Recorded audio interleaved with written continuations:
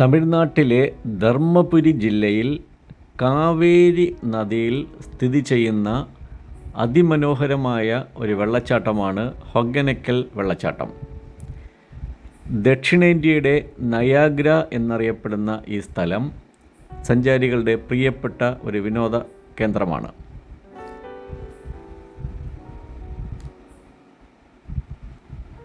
ഇവിടെ കുട്ടവഞ്ചി സവാരിയാണ് ഇവിടുത്തെ പ്രധാന ഐറ്റം.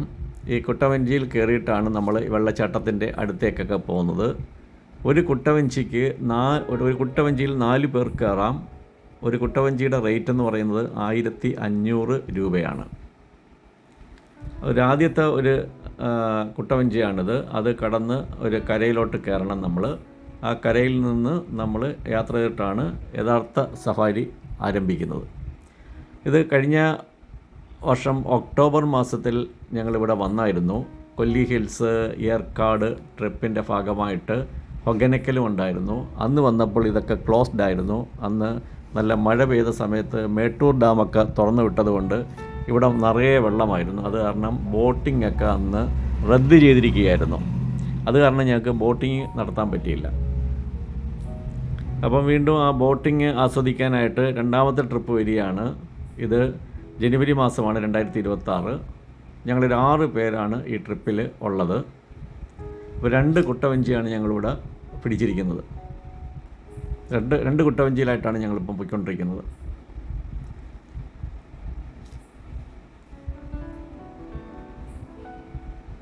ഇത് ധർമ്മപുരിക്ക് അടുത്തുള്ളൊരു സ്ഥലമാണ്. ഞങ്ങൾ വന്നത് കൊല്ലത്ത് നിന്ന് നേരെ ധർമ്മപുരിക്ക് ട്രെയിനില്ലായിരുന്നു.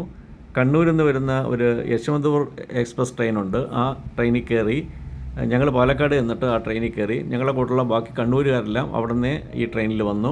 ഞങ്ങൾ ധർമ്മപുരിയിൽ ഇറങ്ങി. രാവിലെ ഏർലി മോർണിംഗ് ധർമ്മപുരി എത്തി. ധർമ്മപുരിയിലൊരു റെയിൽവേ സ്റ്റേഷൻ തൊട്ട് മുമ്പിലൊക്കെ തന്നെ ലോഡ്ജസൊക്കെ ഉണ്ട്. അതിലൊരു ലോഡ്ജ് റൂമെടുത്ത് 3 റൂമെടുത്ത് ഞങ്ങൾ ഫ്രഷൊക്കെ ആയിട്ട് അതിരാവിലെ തന്നെ ഞങ്ങൾ ധർമ്മപുരി ബസ് സ്റ്റാൻഡിലെത്തിയിട്ട് അവിടെ നിന്നൊരു ബസ് കയറിയിട്ടാണ് ഇവിടെ വന്നത്.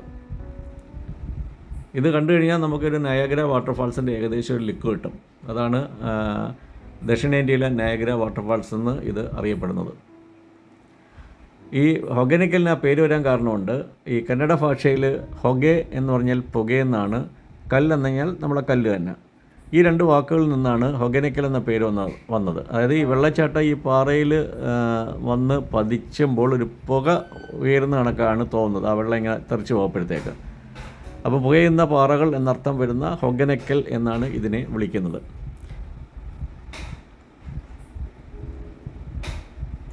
ഇത് 3 കാര്യങ്ങൾക്കാണ് ഇവിടെ പ്രശസ്തം. ഒന്ന് കുട്ടവഞ്ചി സവാരി, അതിപ്പോൾ ഞങ്ങൾ നടത്തിക്കൊണ്ടിരിക്കുന്നതാണ്. രണ്ടാമത്തെ എന്ന് പറഞ്ഞാൽ ഇവിടുത്തെ പുഴയിൽ നിന്ന് പിടിക്കുന്ന മീനുകൾ, വലിയ മീനുകളാണ്. ആ മീനുകൾ ഇവിടുത്തെ ആൾക്കാർ നമുക്ക് പൊരിച്ചും കറി വെച്ചും ഒക്കെ തരും. അതിൻ്റെ കൂട്ടത്തിൽ അവർ ചോറും കറിയൊക്കെ തരും. അതാണ് ഇവിടുത്തെ പ്രധാന ഐറ്റം, രണ്ടാമത്തെ ഐറ്റം. ഒന്നാമത്തെ കുട്ടവഞ്ചി സവാരി എന്ന് പറഞ്ഞു. മൂന്നാമത്തത് ഔഷധ സ്നാനമാണ്. ഈ കാവേരി നദി പല കാടുകളിലൂടെയൊക്കെ ഒഴുകി വരുന്നത് ഔഷധ ചെടികളിലൊക്കെ തട്ടിയും തലോടിയൊക്കെ ഒഴുകി വരുമ്പോഴത്തേക്ക് ഇതിന് ഔഷധ ഗുണമുണ്ടെന്നാണ് ആൾക്കാർ വിശ്വസിക്കുന്നത്. അതുകൊണ്ട് ഇവിടുത്തെ കുളി പ്രധാനമാണ്. പിന്നെ എണ്ണ മസാജുണ്ട്. അത് നമ്മൾ വരുന്ന വഴിക്കൊക്കെ കണ്ടായിരുന്നു. നല്ല തടിമാരെയൊക്കെ നല്ല മാലിസ് ചെയ്തെടുക്കുന്നു, എന്നിട്ട് എണ്ണയൊക്കെ തേച്ച് കുളിപ്പിച്ചെടുക്കും. ഇതൊക്കെയാണ് ഇവിടുത്തെ പ്രധാന ഐറ്റംസ് എന്ന് പറയുന്നത്. ഇവിടെ ഈ സിനിമാക്കാരുടെ ഒരു ഇഷ്ട സ്ഥലമാണിത്. കുറേയേറെ സിനിമകൾ ഇവിടെ വെച്ച് ചിത്രീകരിച്ചിട്ടുണ്ട്. അതിലൊന്ന് നമുക്ക് എല്ലാം സുപ്രസിദ്ധമായ നരൻ എന്ന ചിത്രമാണ്, മോഹൻലാലിൻ്റെ. അത് ചിത്രീകരിച്ചിരിക്കുന്നത് ഹൊഗനക്കൽ വെച്ചിട്ടാണ്. അതുപോലെ റോജയിലെ ഒരു പാട്ട് രംഗം, ചിന്ന ചിന്ന ആശയം എന്നുള്ള പാട്ട് രംഗം, ആ പാട്ടൊക്കെയാണ് ഈ ഹൊഗനക്കലിനെ ലോകപ്രശസ്തമാക്കി മാറ്റിയത്, ഇന്ത്യ മുഴുവൻ പ്രശസ്തമാക്കി മാറ്റിയത്. പിന്നെ രാവണൻ എന്ന സിനിമയിൽ പൃഥ്വിരാജും ഒക്കെ അഭിനയിക്കുന്ന രംഗങ്ങളൊക്കെ, പൃഥ്വിരാജും വിക്രമൊക്കെ ഇവരൊന്നിച്ചുള്ള പല രംഗങ്ങളും ഷൂട്ട് ചെയ്തേക്കുന്ന ഈ സ്ഥലത്ത് വെച്ചിട്ടാണ്. പിന്നെ വളരെ നാളുകൾക്ക് മുമ്പ് ഷൂട്ട് ചെയ്ത അഥർവം എന്ന സിനിമയുണ്ട്, മമ്മൂട്ടി നായകനായിട്ട് അഭിനയിച്ച. ആ അഥർവം ഷൂട്ട് ചെയ്തിരിക്കുന്നതും ഈ സ്ഥലത്ത് വെച്ചിട്ടാണ്. അതായത് പുഴയോരത്ത് പൂന്തോണി എത്തുന്നൊരു പാട്ടൊക്കെ ഉണ്ട്, സിൽക്ക് സ്മിതയുടെ. അതൊക്കെ ചിത്രീകരിച്ചിരിക്കുന്നത് ഇവിടുത്തെ ഒരു മണൽപ്പരപ്പുണ്ട്, ആ മണൽപ്പരപ്പ് വെച്ചിട്ടാണ്. നമ്മൾ അങ്ങോട്ട് പോകുമ്പോഴത്തേക്ക് ആ മണൽപ്പരപ്പിലോട്ടൊക്കെ നമ്മൾ പോകും. ഇത് കർണാടക തമിഴ്നാട് അതിർത്തിയിലാണ് ഇത് കിടക്കുന്നത്. ഈ പാറക്കൂട്ടങ്ങൾ കണ്ടല്ലേ, 2 സൈഡിലും പാറകളുണ്ട്. ഈ പാറകൾ ഒരു സൈഡിലെ പാറയെന്ന് പറയുന്നത് കർണാടക സൈഡിലും രണ്ടാമത്തത് തമിഴ്നാട് സൈഡുമാണ്. ഞങ്ങൾ വന്നത് തമിഴ്നാട് സൈഡിലാണ്. ധർമ്മപുരത്ത് നിന്ന് വരുമ്പം തമിഴ്നാട് സൈഡിലുള്ള ഭാഗത്ത് വരാനാണ് എളുപ്പം. അപ്പോൾ തമിഴ്നാട് സൈഡിൽ നിന്നാണ് ഞങ്ങൾ ഈ കുട്ടവഞ്ചിയൊക്കെ പിടിച്ചത്.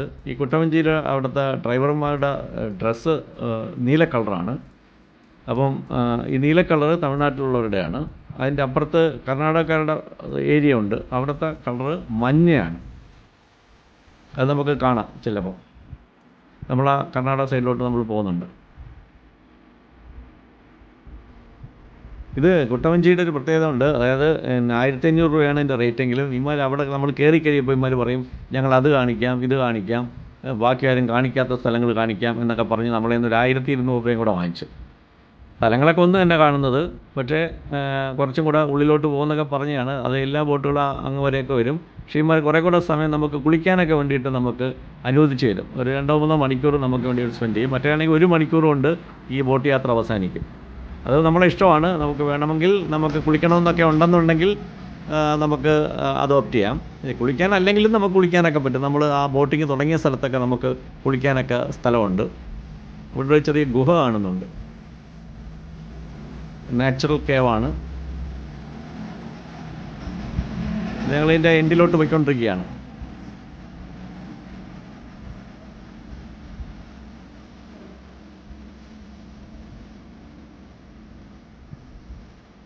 ഈ പാറ കാണുന്നത് കർണാടക സൈഡിലെ പാറക്കുട്ടങ്ങൾ. ആ മണൽപ്പരപ്പിൽ വെച്ചാണ് അഥർവം സിനിമയുടെ രംഗം ഷൂട്ട് ചെയ്ത സർഗസ്മിത ഒരു തോണിയൊക്കെ ആയിട്ട് വരുന്ന രംഗമുണ്ട്. അത് ഷൂട്ട് ചെയ്ത് ഇവിടെ വെച്ചിട്ടാണ്. നമ്മൾ സിനിമ കണ്ട് കഴിയുമ്പോൾ അത് അറിയാൻ പറ്റും. സിനിമ കണ്ട് നോക്കണം.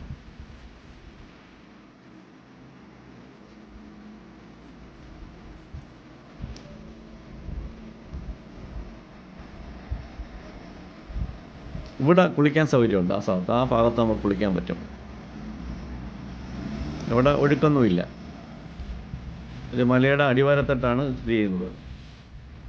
ഇപ്പോൾ ഞങ്ങൾ ഇറങ്ങിയിരിക്കുന്ന കർണാടക ഭാഗത്താണ്. ഇത് കർണാടക ഭാഗമാണ്. ഇവിടെയും ഒരു എൻട്രൻസ് ഉണ്ട്.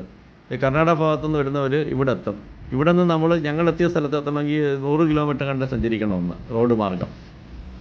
ഇവിടെ നിന്ന് ബോട്ട് സർവീസുണ്ട്. അത് ഇവിടുത്തെ ആൾക്കാരുടെ ബോട്ട് ഡ്രൈവർമാരുടെ ഡ്രസ്സ് മഞ്ഞ കളറാണ്. മഞ്ഞ കളർ ഡ്രസ്സാണ് ഇവർക്ക്. ഇവിടെ ഒരു റെസ്റ്റോറൻ്റൊക്കെ ഉണ്ട്, ചെറിയ തട്ടുകടകളൊക്കെ ഉള്ള. അവിടെ നമുക്ക് മീൻ പൊരിച്ച് തരും. ഞങ്ങൾ മീനിനൊക്കെ ഓർഡർ ചെയ്തിട്ടുണ്ട് പൊരിച്ച് തരാനായിട്ട്.